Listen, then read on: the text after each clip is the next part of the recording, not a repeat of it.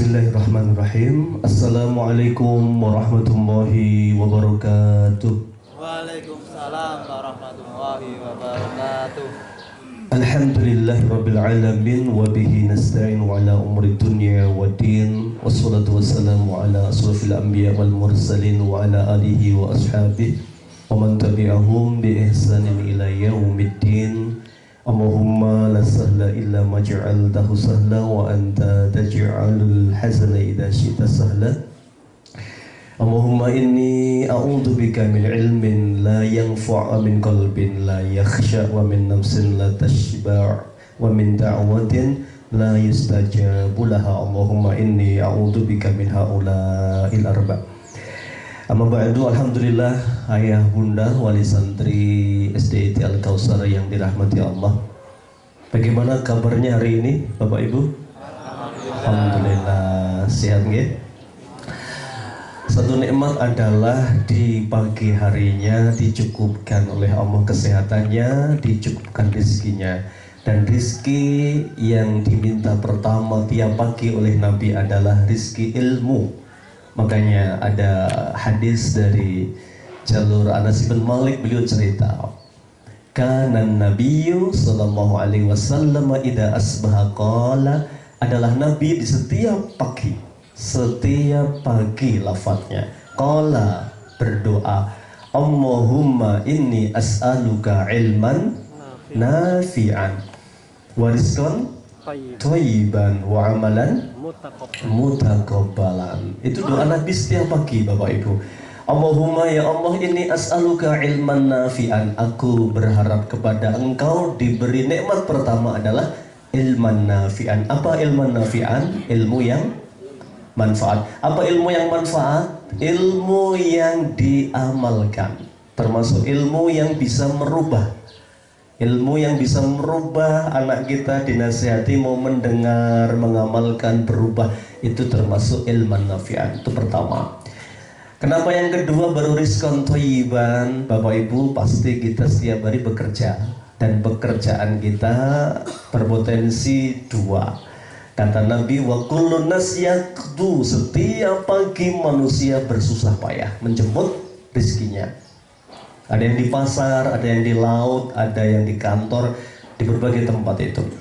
Famu'tikuha, dengan pekerjaan itu bisa membebaskan dirinya dari api neraka.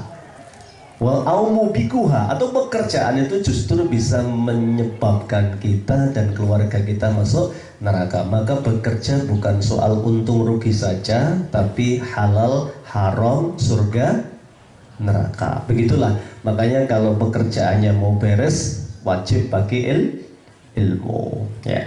Yang ketiga adalah amalan mutakabbalan. Bagaimana agar amal kita makbul? Pakai ilmu. Makanya penting sekali kita mulai aktivitas kita dengan berilmu. Bismillah, pagi ini kita mencoba memantaskan diri sebagai orang tua ya.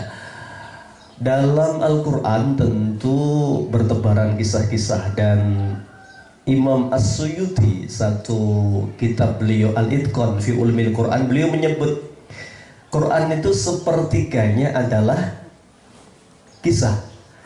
Jadi kalau Quran ada 30 juz, berarti sepertiga berapa? 10 juznya adalah kisah.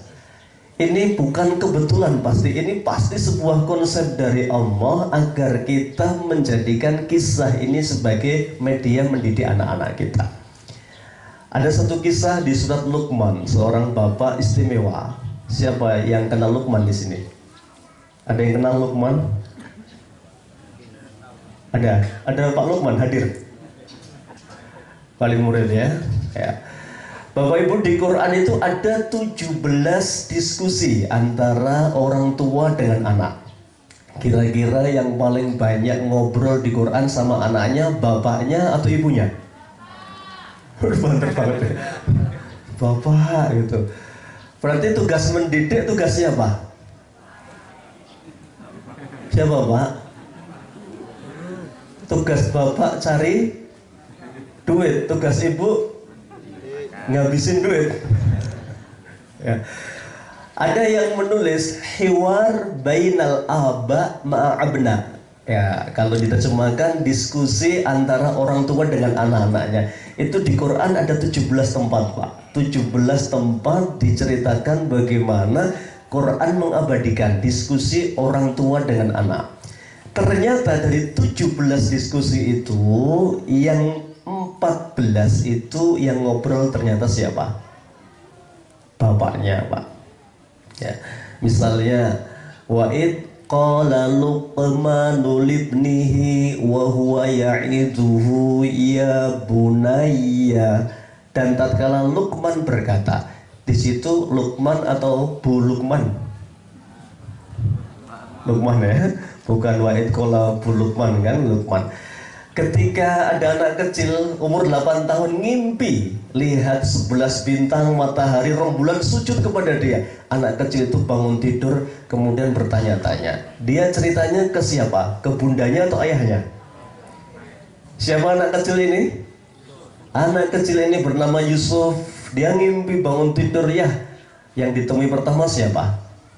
Ayahnya.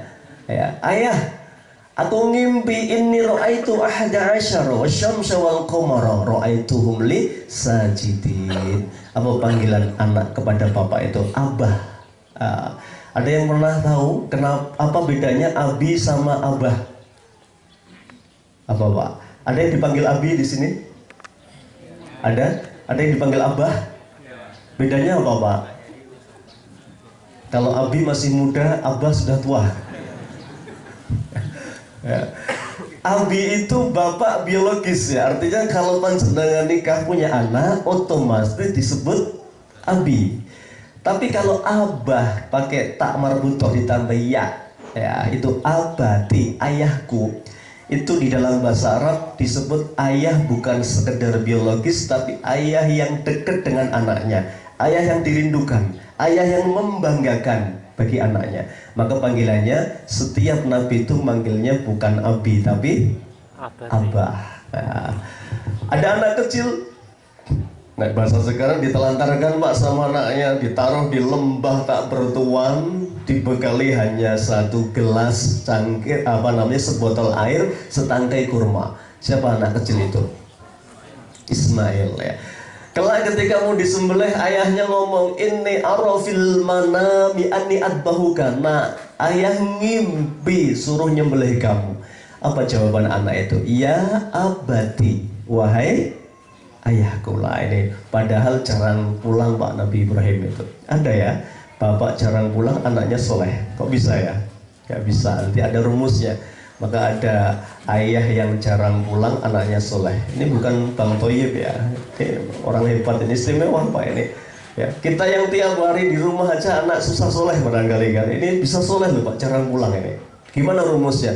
Belajar. Kepada siapa anak kecil tadi? Diskusi dengan abahnya. Nah makanya ada 17 diskusi, 14 yang ngobrol bapaknya. Berarti yang harus cerewet siapa mulai sekarang? Ya? Yang harus cerewet siapa Pak? Bapaknya Pak kalau soal pendidikan ya. Makanya kita mau bedah konsep dalam Al-Quran ya. Yang dua yang ngobrol adalah bundanya, yang satu nggak tahu yang ngobrol siapa karena nggak disebut identitasnya di situ ya. Itu sebagai konsep, nggak ada yang kebetulan dalam Al-Quran. Apa modal berharga dari Luqman Al-Hakim? Ya, kita coba buka dulu kenalan dengan Luqman. Siapa Luqman? Luqman adalah Habasyi. Habasyi itu negeri Habasyah. Bisa bayangkan Ethiopia. Apa yang terbayang dalam benak kita bicara Ethiopia? Hitam, pendek rambutnya, kriwil bibirnya, tebal. Ini dalam pandangan manusia nggak menarik, tidak good looking ya, ini bahasanya ya.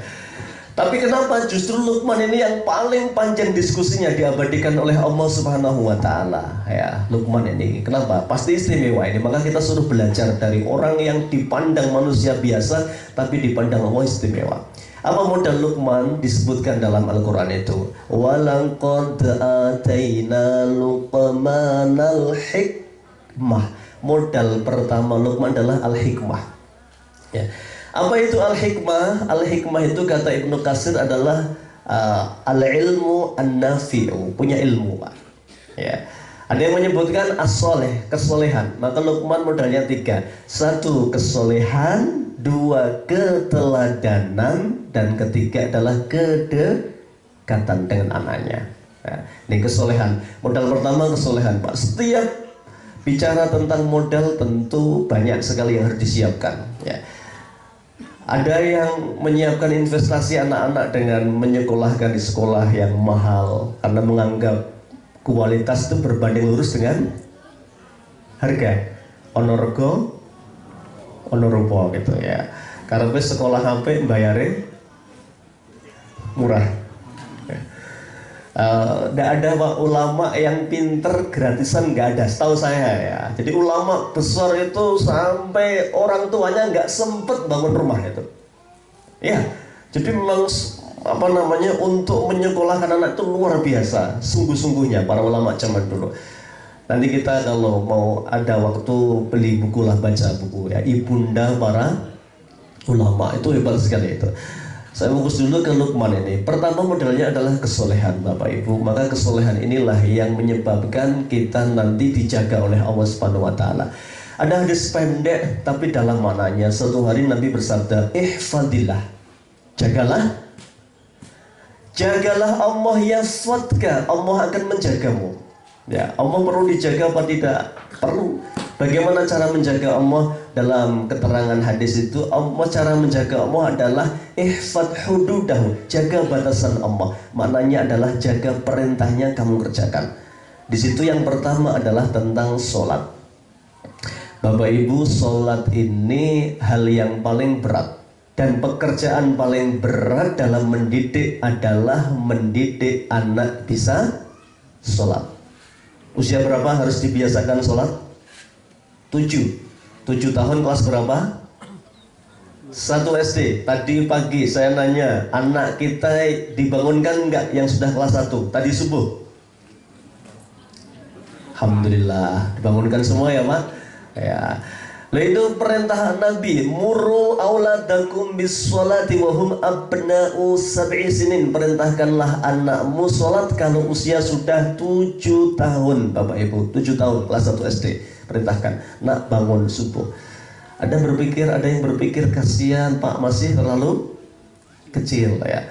Padahal konsep Nabi tidak pernah kebetulan dari Allah Subhanahu wa taala. Kita suruh sabar Pak 3 tahun itu. Sabar 7, 8, 9, 10. Di usia 10 tahun belum sholat, Nabi tegas banget. Wadribuhum 'alaiha. Nabi tidak ngajari orang tua, bahkan nggak boleh orang tua memukul anak kecuali karena satu kesalahan. Apa itu? Tidak sholat sudah usia 10 tahun. Kelas berapa ibu-ibu 10 tahun? Kelas 3 atau 4 SD kan. Makanya ada satu hadis nggak populer ini. Ya, Nabi bersabda begini, "Aliku asyab." Gantunglah cambuk di rumah-rumah kalian, di tempat yang paling terlihat oleh anggota keluarga kalian. Coba, ada nggak yang di rumah sudah gantungkan cambuk? Ada? Nggak ada? Ya. Ini bukan cambuk untuk apa nih? Kekerasan dalam rumah tangga. Ini cambuk sebagai simbolis bahwa siapapun yang tidak sholat, cambuknya boleh dipakai Pak. Wah itu nek sekarang kayak apa? Kejam sekali kan itu. Padahal itu konsep ya, harapannya cambuknya nggak pernah pindah Pak. Saya begitu ngerti hadis ini saya langsung ke pasar hewan beli apa? Pecut Pak. Ya saya beli di pasar hewan Sukorejo itu tak pajang di ruang tengah ya di rumah saya. Jadi itu perintah Nabi, rumah-rumah Muslim harusnya ada itunya Pak, cambuknya. Ya. Ini petunjuk bahwa kalau memang itu ya sudah keterlaluan tuh boleh turun dari tempatnya. Tapi mukul itu nggak boleh mukul kekerasan. Ini mukul pendidikan ya. Kenapa? Karena anak kita nggak lama lagi. Ya mungkin 12 tahun lagi dia sudah haid, datang bulan anak perempuan kita. Kan 2 tahun setelah kita sudah harus tegas, 2 tahun dia sudah balik. Hari itu ketika anak perempuan kita sudah balik, maka nggak boleh dia meninggalkan sholat. Kalau nggak sholat sempurna dosanya, sebagaimana sempurnanya orang dewasa nggak sholat.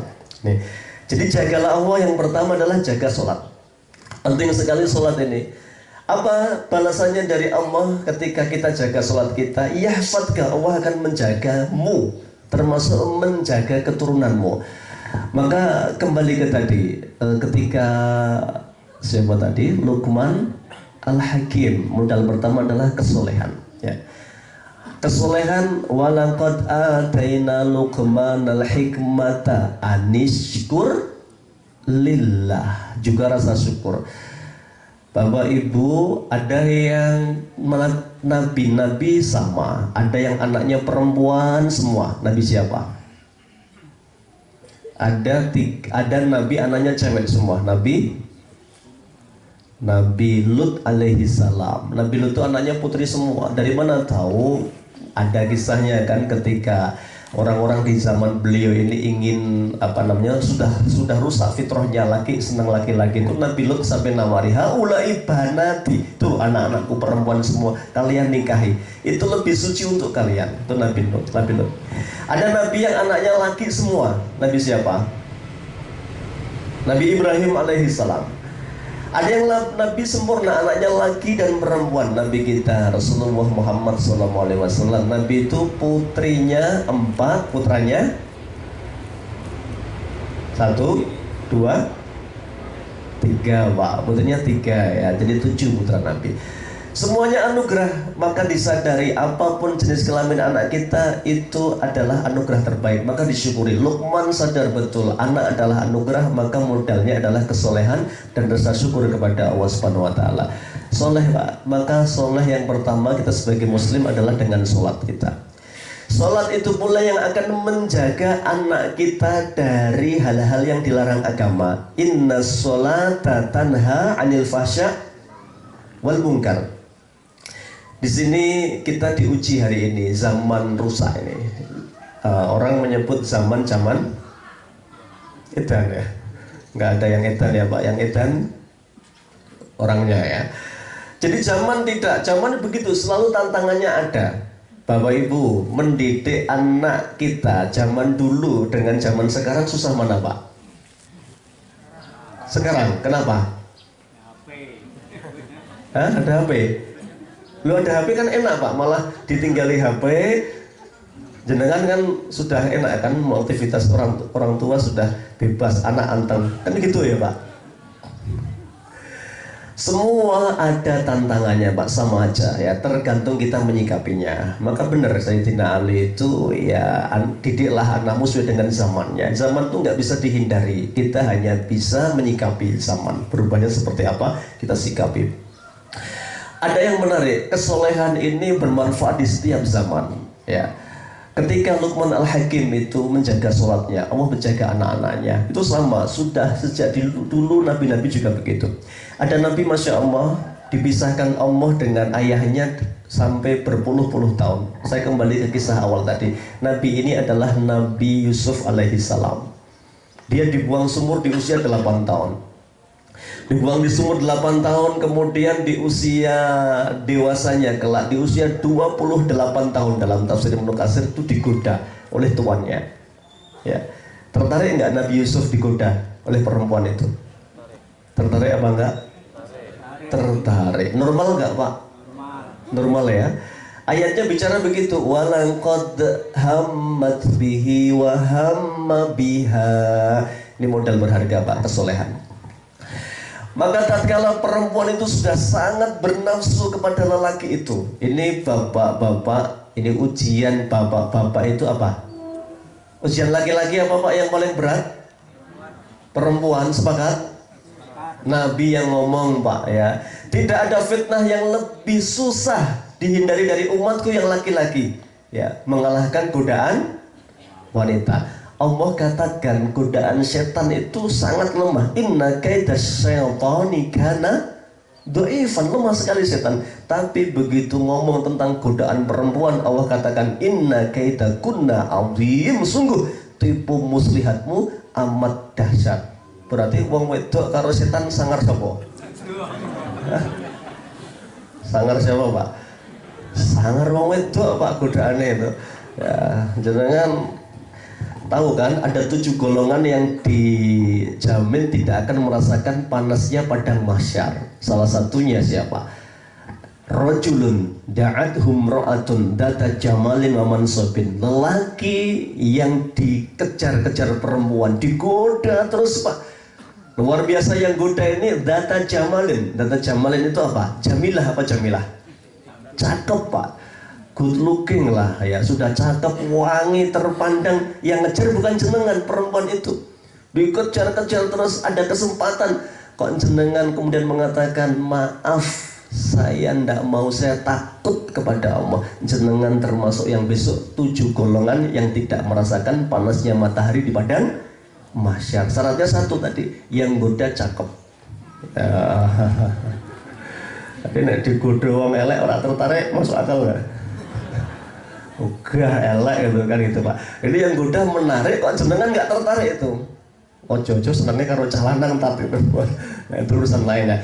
Ini makanya bab tentang godaan yang berat. Nah Yusuf juga sama, Masya Allah. Zulaikha, digambarkan Zulaikha perempuan terpandang, cakep, paling keren di zamannya. Zulaikha, tidak ada siapapun di rumah itu. Dan Yusuf itu budak. Yusuf itu potensi maksiatnya besar banget. Dia bukan orang situ. Artinya kalaupun kebongkar nggak bakal malu. Kenapa? Tidak ada yang kenal dengan Yusuf. Yang kedua, dia budaknya, diperbudak oleh tuannya itu. Maka ketika dia nanti dipaksa apapun, nah dia manut itu. Ya, begitulah kisahnya. Yusuf hampir tergoda. Yusuf kemudian mendekat. Mohon maaf, ini tidak cerita tentang negatif porno, tapi ini bab tentang bagaimana si keajaiban itu datang, Pak.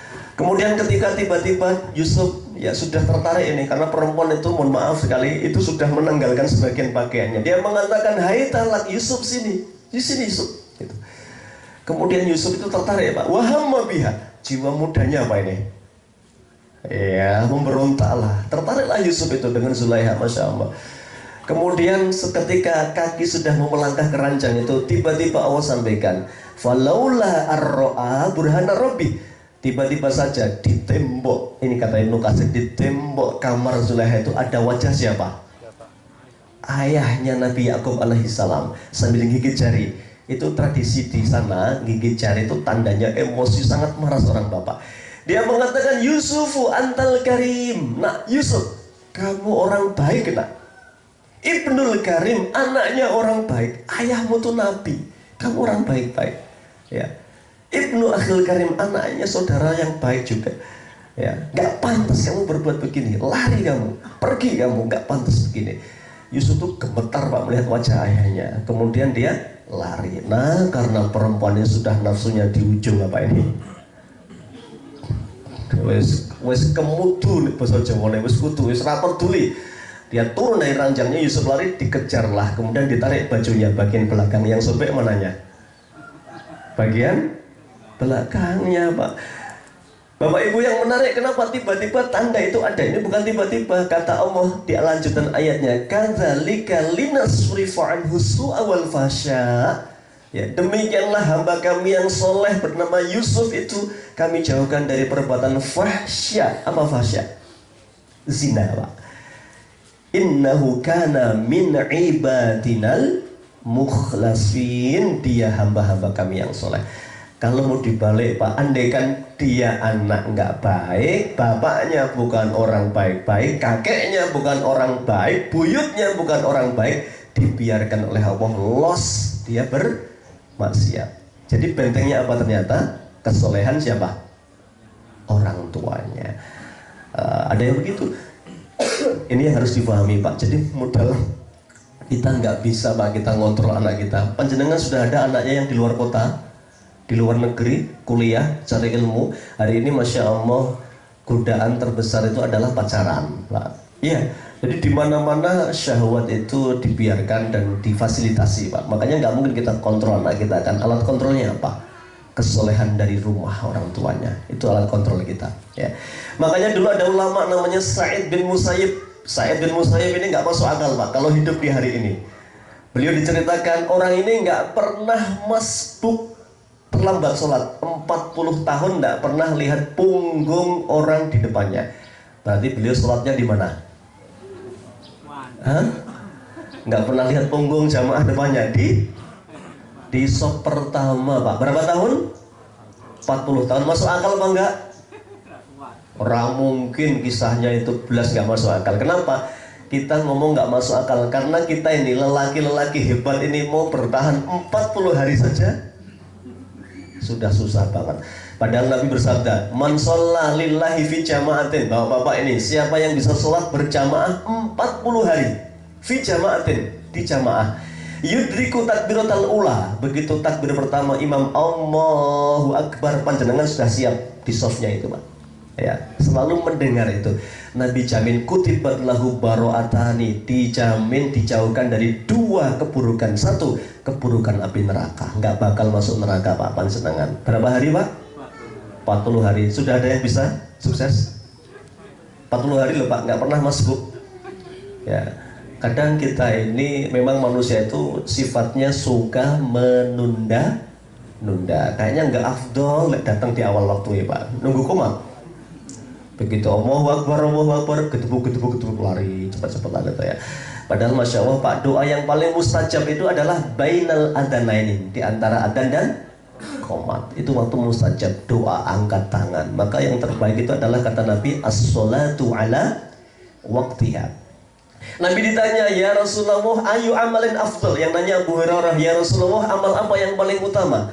As-sholatu ala waqtiha, sholat tepat pada waktunya. Saya tanya Bapak Ibu, yang berpotensi sholatnya molor Bapak atau Ibu? Bapak-bapak, duhurnya jam berapa Pak? Nanti siang, insya Allah jam 12 kurang seperempat adzan ya Pak. Kemudian komat mungkin 10 menit, 12 kurang 5, bapak-bapak sholat semua, soleh-soleh semua, berjamaah tepat waktu. Ibu-ibu duhurnya jam berapa? Jam berapa Pak ibu-ibu Pak? Hah? Nih yang jawab katanya jam 2 Bu. Fitnah atau fakta? Hah? Fitnah. Yang benar jam berapa? Setengah 3? Oh, jam 12 Pak katanya Pak itu ya. Jadi sama Bapak Ibu, kewajiban sholat tepat waktu itu tidak ada perbedaan. Inna sholata kanat alal mu'minina kitaban mauquta. Mauqutan itu sudah ditetapkan waktunya sama Bapak Ibu, nggak ada bedanya Bapak dengan Ibu. Jadi mohon maaf ya, hal yang ibu-ibu sering lalaikan itu adalah karena mentang-mentang nggak wajib berjamaah. Bahkan ibu-ibu sholat yang paling bagus di mana? Di rumah. Rumah yang paling bagus di tempat yang paling tersembunyi di mana? Di kamar. Ulama sampai bahas loh ini, sholat di ruang tengah dengan di kamar bagi ibu-ibu lebih utama di kamar. Kenapa? Semakin tersembunyi semakin bagus ya. Mohon maaf, perempuan itu sumber bencana. Ngawur loh. Bukan kula lho Bu, niki Bapak sumber bencana dengan saya. Ya, makanya boleh ke masjid tapi diizinkan suami dan tidak TP. TP itu tebar pesona ya. Malah wangi ini rajamak nih masjid jas minyak itu nggak boleh ya. Boleh ke masjid tapi jangan tebar pesona karena datangkan fitnah.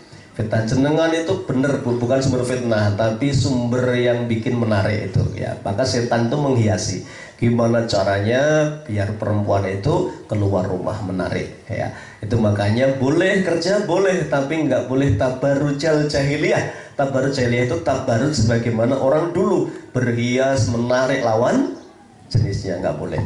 Kembali ke sholat tadi, Masya Allah, orang tuanya wajib. Maka mulai hari ini yuk kita cari Bapak Ibu punya amal andalan apa ya. Pasti orang beda-beda. Ini yang ngomong gurunya Imam Syafi'i, namanya Imam Malik. Beliau mengatakan begini, Inna Allaha qassamal a'mal kama qassama al-arzaq. Allah membagi amal soleh seperti membagi rezeki. Ada yang dibukakan oleh Allah pintu tilawah, tapi tidak dibukakan pintu qiyamul lail.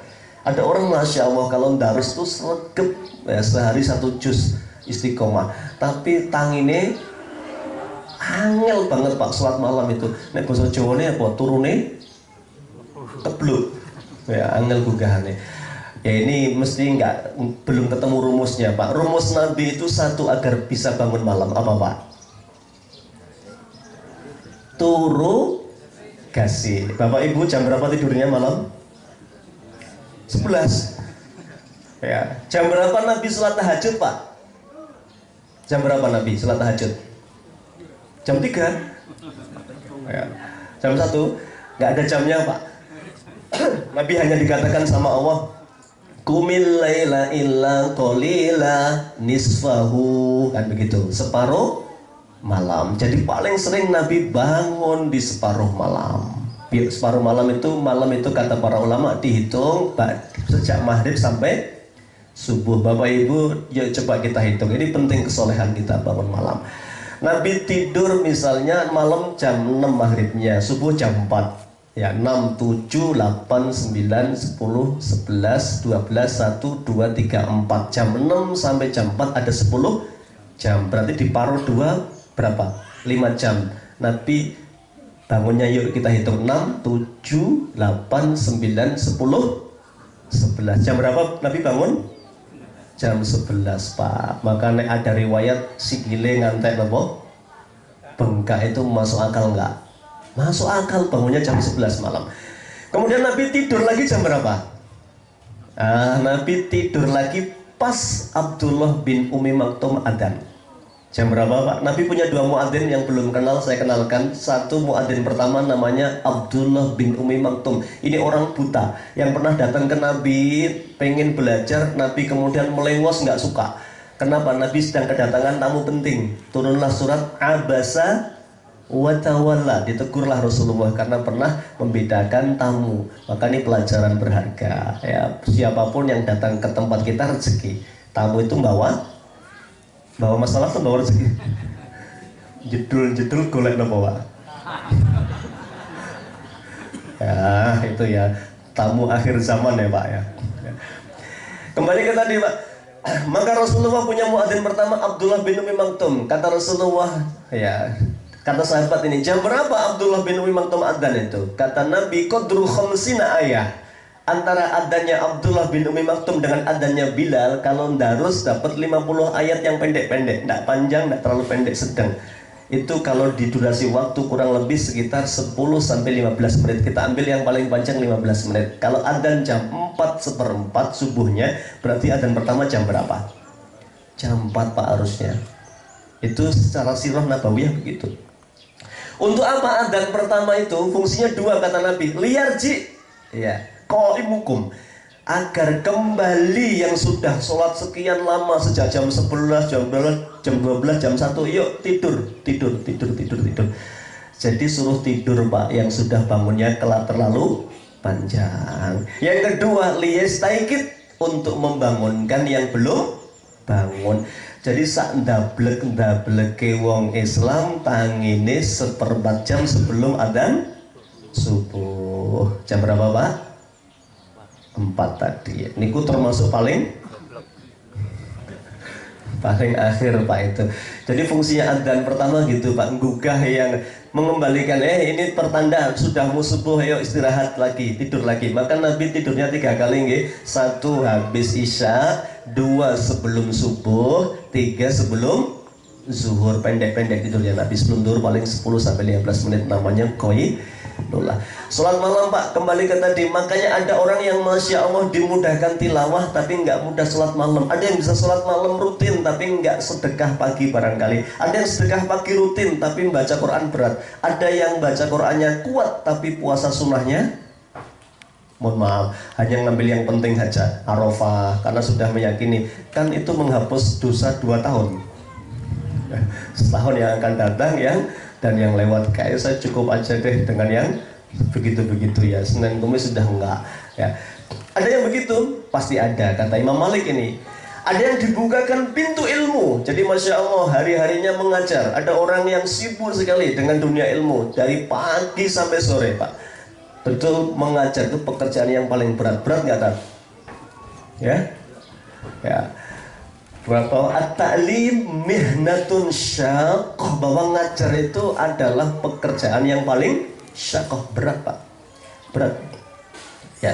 Karena beratnya ini maka butuh apa? Butuh energi. Nah, energinya didapat dari mana? Dari ibadah, harus punya amal spesial. Nah ini Bapak Ibu sudah mulai nyari lah. Nanti bagaimana caranya digunakan untuk apa? amal itu. Satu dipilih kemudian diistiqomahkan, nanti dipakai untuk doa. Maka termasuk tawasul yang diperintahkan adalah doa dengan amal soleh kita. Yo ibu, ibu punya amal andalan apa bu? Alhamdulillah saya semua punya Pak Ustadz itu ya. Sholat sip, puasa oke, darus lancar, sedekah tidak pernah bolong, istimewa ini. Kalau bisa itu istimewa. Tapi kata Imam Malik, bukan Allah itu mesti melebihkan orang dan punya kekurangan di bab lain yang dimaksimalkan. Maka nek bapaknya mungkin kuat di sedekahnya, barangkali darusnya angel, ibunya kuat darusnya, ini saling melengkapi. Itu modal berharga. Nanti kita pakai buat doa Pak. Sebut namanya anak kita, ya Allah, dengan perantaraan amal saya ini Kau terima, semoga kau terima ya Allah, mudahkan urusan anak saya. Itu Pak, kesolehan. Jadi penting untuk keberkahan anak-anak kita. Jadi yang pertama tadi sholat. Maka kembali ke Sa'id bin Musayyib, ditanya beliau, Anda ini luar biasa, 40 tahun gak pernah masbuk, apa rahasianya? Saya, kata beliau, hanya terinspirasi dari satu ayat saja. Surat apa itu? Surat Al-Kahfi, ketika Allah menceritakan tentang Nabi Khidir bersama Nabi Musa. Satu hari Nabi Musa minta izin sama gurunya Nabi Khidir, ya, bolehkah saya belajar sama jenengan? Nabi Khidir itu dah tahu kamu tidak bakal sabar saudaraku ngaji sama saya insya Allah sabar. Baik, kalau ngaji sama saya jangan banyak bertanya sebelum saya jelaskan. Musa siap. Oke, perjalanan dimulai Pak. Baru mau jalan ada lautan, ada harus nyebrang Pak. Akhirnya nunut apa? Kapal ditunuti. Setelah ditunuti kapalnya dilubangi. Nggak cukup dilubangi, dibakar oleh Nabi Khidir. Maka Musa protes Pak. Maka ada yang mengatakan Khidir itu Nabi Ma'rifah. Nah ini bahasanya orang-orang yang levelnya level apa ini? Ma'rifah. Ma'rifah itu weruh sadurunge minarah. Wes ngerti kejadian sebelum terjadi. Maka ditanya sama Musa, loh kita sudah dibantu, digratisin, ditumpangin, kok malah dilubangi, nggak terima kasih. Ya kamu kan sudah tak bilangi, jangan protes sebelum saya jelaskan. Ini kesalahan pertama kamu. Ya, ini kapal ini kenapa tak lubangi? Allah ngasih tahu, kalau nggak dilubangi kapalnya dirampas oleh orang jahat, nanti digunakan untuk kejahatan. Maka sebelum dipakai mereka tak bakar saja. Ya, satu kesalahan kamu, jangan diulangi. Iya, baik, mohon maaf guru. Jalan lagi terus, fantolako, ketemu anak kecil Pak, cah cilik dolanan pirang-pirang itu dicekel Pak, dibeleh sama Khidir tuh. Ya. Musa itu nabi syariah kan, bunuh boleh nggak? Nggak boleh. Musa protes, kenapa dibunuh anak kecil yang nggak dosa ini? Kamu nggak sabar lagi, 2 kali protes saya, ya. Tak jelaskan kenapa saya bunuh ini. Allah merintahkan saya. Ini anak ini kalau nggak dibunuh jadi petaka bagi siapa? Kedua orang tuanya. Ini cilik saja wes apa ini? Sebelum gede ini apa? Jadi apa ini? Jadi musibah, jadi kesulitan bagi orang tuanya, jadi petaka bagi orang tuanya. Maka dibunuh saja anak kecil ini. Ini perintahnya Allah. Jadi saya mau bahas yang ketiga. Bekal habis, perjalanan masih jauh, datanglah ke sebuah kampung. Kampungnya kebetulan kampung pelit-pelit Pak. Ya, minta bekal nggak dikasih bekal. Akhirnya ya sudah sabar. Begitu mau pulang ternyata di dekat pintu keluar tuh ada rumah mau ambruk Pak. Kemudian Musa diajak, ayo kita bangun rumah ini, kasihan mau ambruk ini. Kata Nabi Musa, ya, iya nanti kita minta upah ya. Ya, karena kita butuh apa? Butuh bekal ini. Ungkapan itu dianggap oleh Nabi Khidir, loh kamu ngasih syarat macam-macam, udah kamu harusnya diem aja. Ini berarti kesalahan kamu yang ketiga. Sampai sini saja. Hada firoku baini wa bainik. Ini perpisahan kita. Sebelumnya tak jelaskan kenapa rumahmu ambruk ini kok tidak dibangun. Allah kasih tahu wa amal jidaru. Adapun dinding rumah yang mau ambruk ini, ya. Wa amal jidaru. Dinding ini milik siapa? Rumah ini milik anak yatim. Yatimaini fil madinati. Di bawahnya itu ada harta warisan. Ya. Wa kana abuhuma solehan. Dulu bapaknya orang soleh, orang baik-baik Pak. Jadi ternyata yang soleh bapaknya, yang menempati itu nggak sesoleh orang tuanya. Tapi Allah nggak lupakan keberkahan kesolehan orang tuanya. Masya Allah. Allah sampai jaga apa hartanya. Itu rumahmu ambruk, Khidir, bangun rumah itu. Kalau enggak nanti rusak barang-barang yang di bawahnya. Itu banyak barang-barang warisan. Sebegitunya Allah menjaga, Pak. Dan luar biasanya kata Ibnu Katsir, yang soleh bukan bapak penghuni rumah itu. Siapa yang soleh? Generasi pertama, Pak, yang menghuni generasi ke-7. Bapak Ibu berarti sudah lewat berapa generasi ya. Itu yang soleh mungkin mbah buyutnya, tapi yang menikmati pertolongan keberkahan dari Allah siapa? Cicitnya. Sudah lewat anak, putu ya, apa bawa putu apa? Cucu, buyut, cicit, macam-macam itu. Bayangkan Pak, kalau yang soleh ayahnya, maka lebih dahsyat lagi keberkahan dari Allah Subhanahu wa Ta'ala. Itu inspirasi yang dijawab oleh siapa tadi? Sa'id bin Musayyib. Begitu saya malas sholat, saya langsung mengatakan, nah, ayah akan jaga sholat ini tepat waktu, agar kelak sepeninggal ayah keberkahan sholat ini menjagamu dari keburukan-keburukan. Jadi Masya Allah, nggak ada yang sia-sia Bapak Ibu nggih. Semua kesolehan dibangun dari rumah, kelak kesolehannya, berkahnya menjaga anak-anak kita semua ya. Siap sholat tepat waktu, Pak? Siap. Siap ya. Siap 40 hari nggak terlambat? Wawu alam. Jadi Bapak Ibu nggih, punya amal apa mulai hari ini dibunderi, diistiqomahkan ya. Dibunderi, diistiqomahkan. Itu penting sekali agar kita menjadi pribadi-pribadi yang punya kelebihan-kelebihan. Saya sampai jam 7 tinggal 5 menit ya. Baik, yang pertama kesolehan Pak, sudah masing-masing yuk kita bangun. Boleh nggak cerita amal sama Allah, boleh nggak? Boleh. Yang penting nggak diceritakan kepada orang lain untuk apa? Kesombongan. Bolehkah cerita nikmat kepada orang lain? Nggak selalu dianjurkan cerita. Ada ayat memang, wa amma bi ni'mati rabbika fahadis, dan terhadap nikmatmu ceritakanlah. Ada hadis, saya pernah mengkaji tafsir itu. Jadi Allah suka banget ketika kita dapat nikmat itu ditampakkan. Ditampakkan itu tanda apa? Syukur, Pak. Tanda syukur, Pak. Panjenengan diberi oleh Allah nikmat ya, rezekinya ada. Ya kalau berpakaian yang apa ini? Pantasnya. Pantas itu ya ndak harus apa-apa baru, tapi ya Pak, rapi ya. Jangan duitnya wakeh atau salin, Pak, itu. Ya, ada di sini. Itu berarti sumaker ya. Sugih maca kere itu. Padune minta ditarik ya, Pak, itu. Loh ini betul Pak, seneng ya. Panjenengan ada rezeki ya, dinikmati Pak. Ya jalan-jalan, penting nggak Bu jalan-jalan? Penting, kok alon beti karo bapak ya. Penting banget Pak gitu ya. Nah, ini penting, kenapa? Itu dinikmati. Nah tapi ketika diceritakan itu mendatangkan potensi keburukan, jangan ceritakan. Makanya Yusuf itu ngimpi baik, 11 bintang, matahari 16 sujud. Tapi pesan ayahnya, la taksus ru'yaka ala ikhwatika. Nah, jangan ceritakan ya sama kakak-kakakmu. Meskipun ini mimpi bagus, fayakitulah kakaita. Kakakmu nanti iri, buat tipu daya, mencelakakan kamu. Jangan cerita ya. Iya ya, nggak cerita saya. Dipendam oleh Nabi Yusuf. Padahal mimpi yang bagus ya.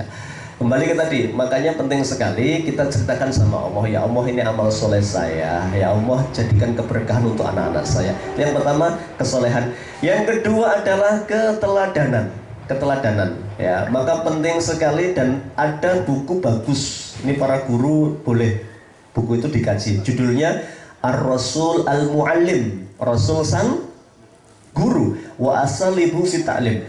Ada 40 metode Nabi mengajar para sahabat. Dari sekian puluh metode itu, yang paling istimewa, paling berpengaruh satu apa? Kudwah. Apa kudwah?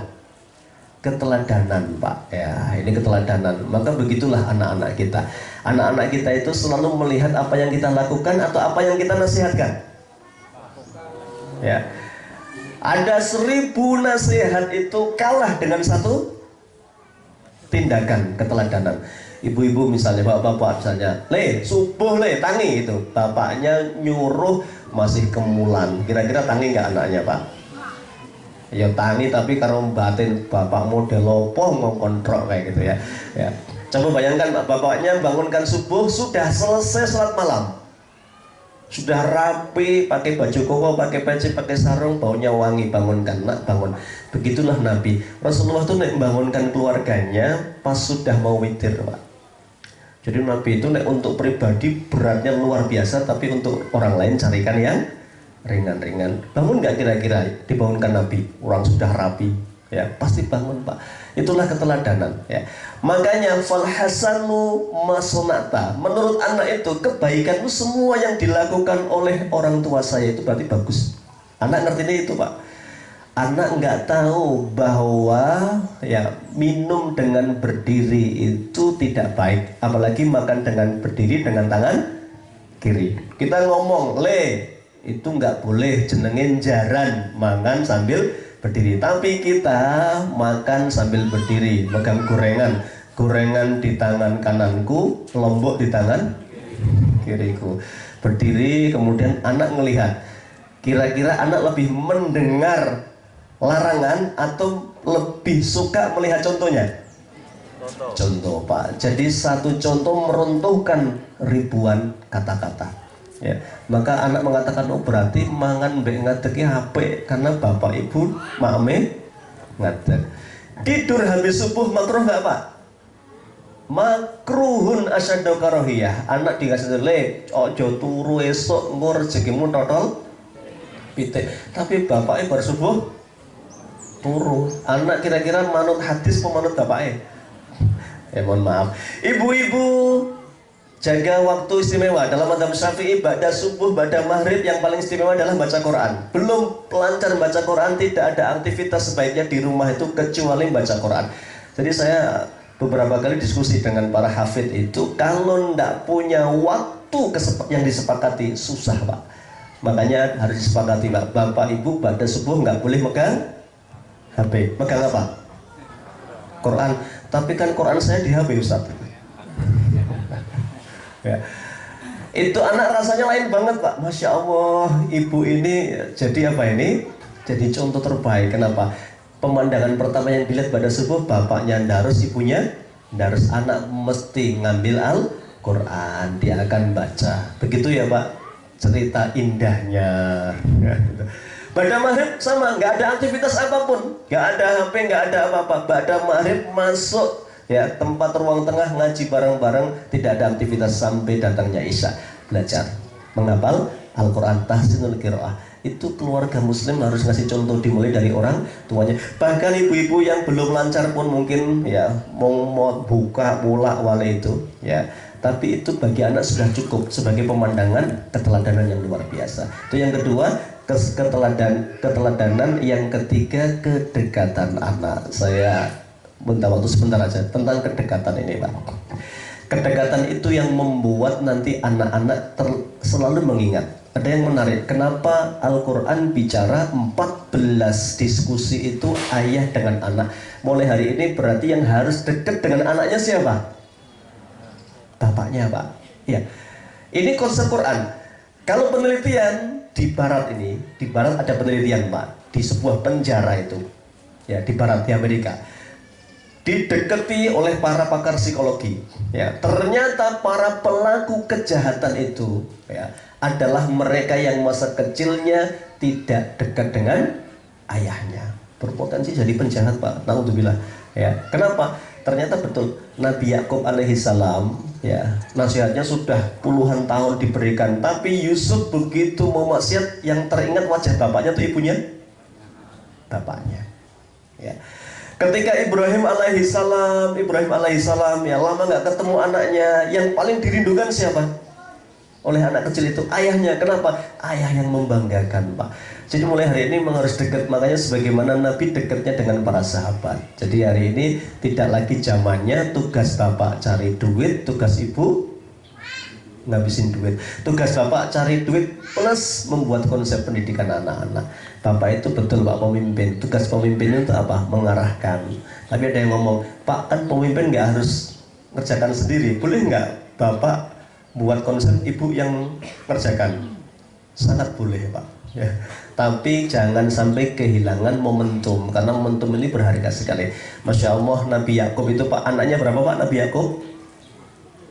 12 ya. Dari mana tahu? Dari ngimpinya Yusuf, 11 bintang itu saudaranya, dan Yusuf berarti 1, 12. Nabi Yakub alaihi salam begitu rindu sama anaknya, baru ada kaosnya Nabi Yusuf dibawa pulang, belum ketemu, belum megang itu, dia mengatakan inilah ajitu riha Yusuf. Masya Allah, saya kok nyium bau keringatnya Yusuf ya. Ya, anaknya itu ngomong, alah bapak itu halu. Enggak, saya nyium baunya keringatnya Yusuf. Ternyata betul. Ketika itu bajunya Yusuf dihantarkan salah seorang kakaknya, dibawa pulang, kemudian dicium, bener ini kaosnya Yusuf pasti, padahal dia buta Pak. Itu menunjukkan di situ saking dekatnya bapak dengan anak sampai hafal bau keringat anaknya. Jangan punya anak 3 disuruh merem gitu, kon ngambung keringatnya bisa bedakan nggak? Berarti belum dekat dengan anak kita ini. Ya, sampai begitu Pak diumpamakan kedekatan ayah dengan anaknya. Baik, mohon maaf atas segala kekhilafan, waktu sudah habis, saya kembalikan ke moderator. Intinya adalah 3K saja ya Pak: kesolehan, keteladanan, kedekatan. Ini modal insya Allah anak-anak jadi tumbuh soleh dan soleha. Barakallahu fikum, semoga Allah mudahkan kita amanah terhadap anak-anak kita, karena pekerjaan paling panjang adalah pekerjaan menjadi orang tua, 24 jam tanpa batas. Semoga kita diberi kesabaran, diberikan keberkahan dalam rumah tangga, bahagia dunia akhirat. Barakallahu fikum, billahi taufiq wal hidayah. Assalamualaikum warahmatullahi wabarakatuh.